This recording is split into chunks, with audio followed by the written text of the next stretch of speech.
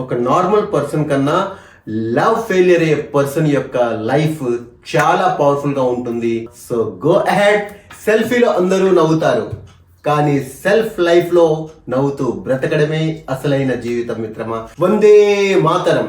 Hello friends, welcome to your channel motivation journey. ఒక మహోన్నతమైన మార్పు కోసం మనస్ఫూర్తిగా ఇష్టపడిన తర్వాత లవ్ ఫెయిలియర్ అయితే దాని బాధ ఎవరికైనా, ఆడపిల్లలకైనా మగపిల్లలకైనా విశేషంగా బాధ పెడుతుంది.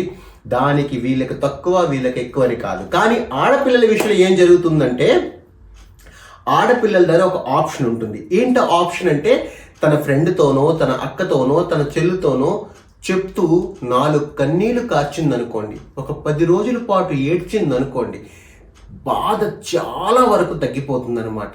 అలాగని బాధ ఉండదని చెప్పను, కానీ బాధ తగ్గే అవకాశాలు మగపిల్లల కన్నా ఆడపిల్లల దగ్గర ఎక్కువ ఉంటుందన్నమాట.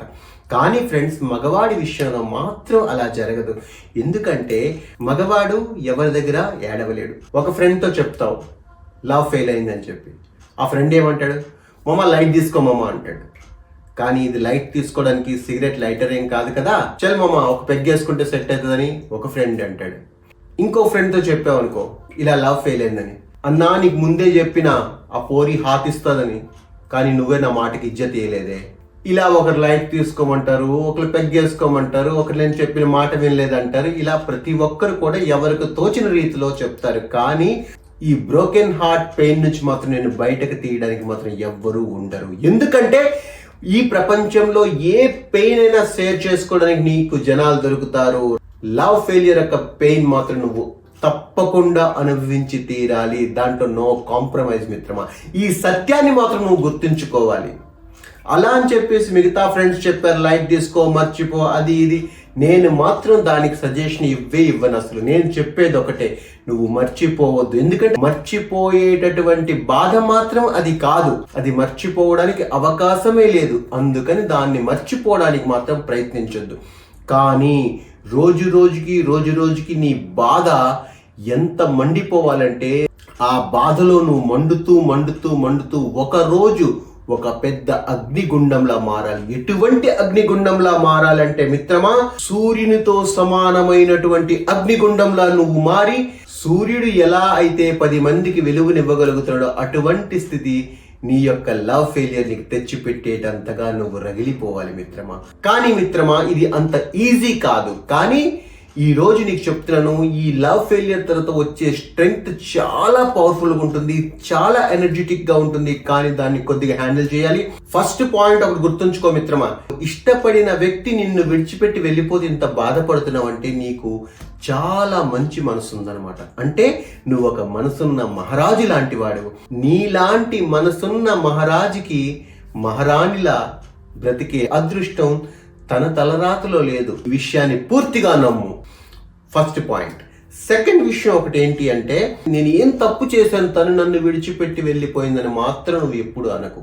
ఎందుకంటే ఇక్కడ నీ యొక్క సెలెక్షన్ రాంగ్ కావచ్చు, కానీ నువ్వు రాంగ్ కాదు. నువ్వు రాంగ్ కాదన్న సత్యాన్ని ఫస్ట్ నువ్వు గమనించు.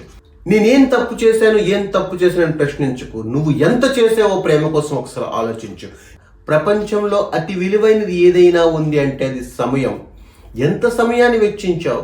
ఫోన్లోనా, తన కోసం వెయిట్ చేయడంలోనా, తనకు డ్రాప్ చేయడంలోనా, తనకు తీసుకురావడంలోనా, తనతో మూవీస్కి వెళ్ళడంలోనా, ప్రతి దగ్గర ప్రపంచంలో అన్నింటికన్నా విలువైనది టైం తన కోసం ఇచ్చావు నువ్వు. ఇప్పుడు నువ్వు చేయవలసింది ఏంటంటే, ఇంత నువ్వు వాల్యుబుల్ టైం ఇచ్చిన తర్వాత నీ లవ్ నిన్ను గుర్తించుకోలేదంటే తన కోసం నువ్వు కనీసం హేట్ చేసే టైం కూడా స్పెండ్ చేయకు, తన కోసం ద్వేషించే టైం కూడా నువ్వు స్పెండ్ చేయకు, తన కోసం ఆలోచించే టైం కూడా నువ్వు ఈరోజు స్పెండ్ చేయకూడదు. అది ఫస్ట్ ఆఫ్ ఆల్ నువ్వు చేయవలసిన పని. అలాగే ఫ్రెండ్స్తో అబద్ధం చెప్పావు, పేరెంట్స్తో అబద్ధం చెప్పావు, ఫ్రెండ్స్ని అవాయిడ్ చేసావు, పేరెంట్స్ని అవాయిడ్ చేస్తావు, చాలా దగ్గరలో చాలా నీకున్న ఆత్మీయులను చాలా మందికి దూరం చేసుకున్నావు. ఇప్పుడు నువ్వు చేయవలసింది ఏంటి అంటే, వాళ్ళందరినీ దగ్గర చేసుకో ఇప్పుడు. ఎందుకంటే they love you too much అన్నమాట. ఆమె కన్నా వీళ్ళు నేను చాలా ఎక్కువ ఇష్టపడతారు. సో వాళ్ళకి దగ్గరగా బ్రతకడానికి ప్రయత్నించు. మూడో పాయింట్, ఈ సుప్రీం పవర్ యొక్క ఈ నేచర్లో ఒక పెద్ద గుణం ఏముంది అంటే, కొన్ని బంధాలు భగవంతుడు నువ్వు ఏ భగవంతుడు నమ్ముకున్నా పర్వాలేదు, కొన్ని బంధాలు మాత్రం భగవంతుడు కావాలనే తెంచేస్తాడు. ఎందుకంటే మునీబా అనే ఒక అమ్మాయి చెప్పింది అనమాట ఈ మాట. నాకు చాలా నచ్చింది, చాలా అంటే చాలా నచ్చింది. అందుకని మీతో మళ్ళీ షేర్ చేసుకుంటున్నాను. When the wrong people goes out of your life, the right things are going to happen మిత్రమా. ఇది ఎందుకు అంటే ఇదే సిచ్యువేషన్ కానీ కొన్ని సంవత్సరాల తర్వాత జరిగితే నీలాంటి మనసున్న మనిషి తట్టుకోగలడా? మరీ ముందుకు వచ్చిన తర్వాత ఇంకా కొన్ని సంవత్సరాల తర్వాత ఇంకా మీ బంధం మరీ డీప్గా వెళ్ళిన తర్వాత ఇటువంటి సిచ్యువేషన్ ఉంటే నువ్వు తట్టుకోలేవు. కనుకనే నీకు తగని వాళ్ళ నీ జీవితం నుంచి వెళ్ళిపోవడమే మంచిది మిత్రమా. ఇవన్నీ ఒక ఎత్తు అయితే ఇప్పుడు నువ్వు చేయవలసింది ఇంకోటి ఏంటి తెలుసా? నీ కోసం ఇప్పుడు నువ్వు బ్రతుకు. నిన్ను ఇష్టపడే వాళ్ళ కోసం బ్రతుకు. నీ కోసం ఆలోచించే అమ్మ కోసం బ్రతుకు. నిన్ను అమితంగా ప్రేమించే నాన్న కోసం బ్రతుకు. నిన్ను అమితంగా ప్రేమించే అక్క చెల్లెళ్ళు ఉంటారు, అన్నదమ్ములు ఉంటారు, నాలాంటి ఫ్రెండ్స్ ఉంటారు, వాళ్ళ కోసం బ్రతికి చూడు. లైఫ్ చాలా అమేజింగ్ గా ఉంటుంది. ఇలా మన అనుకున్న వాళ్ళ దగ్గర అయ్యేటప్పుడు ఒక చిన్న సమస్య వస్తుంది. ఏంటో తెలుసా?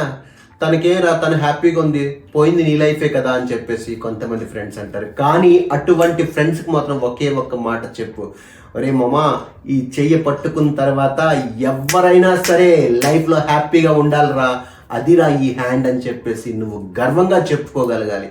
కానీ తన లైఫ్ బాగుందని మాత్రం జెలస్ ఫీల్ అవ్వకు, బాధపడకు. బికాస్ నీ హ్యాండ్ ఎటువంటిదంటే నీ హ్యాండ్ ఒక్కసారి టచ్ చేసిన వ్యక్తి ఎవరైనా సరే లైఫ్లో ఎదిగిపోవాల్సిందే. అటువంటి హ్యాండ్ నీ హ్యాండ్ అన్నమాట.